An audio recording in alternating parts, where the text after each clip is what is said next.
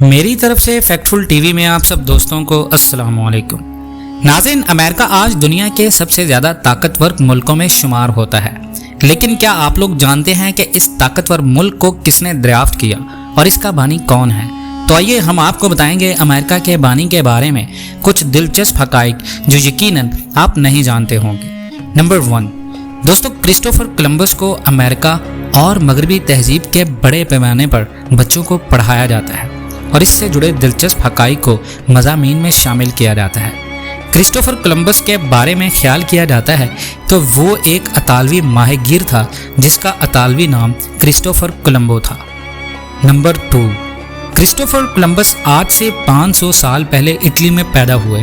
ان کے والد کا نام ڈومینیکو کولمبو تھا اور خیال کیا جاتا ہے ان کے والد ایک بزنس مین تھے، اور مانا جاتا ہے کہ کرسٹوفر کا تعلق کسی بھی بادشاہی خاندان سے نہیں تھا۔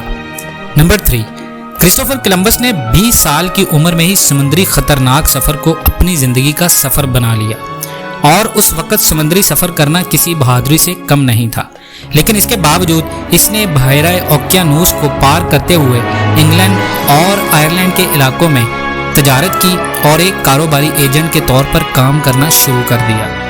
نمبر 4، کرسٹوفر کولمبس ایک ذہین شخص تھا۔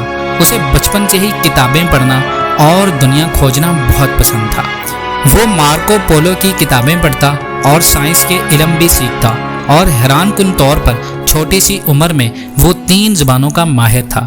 علم کی اس لگن کی وجہ تھی کہ جس نے اسے بحیرہ اوقیانوس کو پار کرنے پر مجبور کیا۔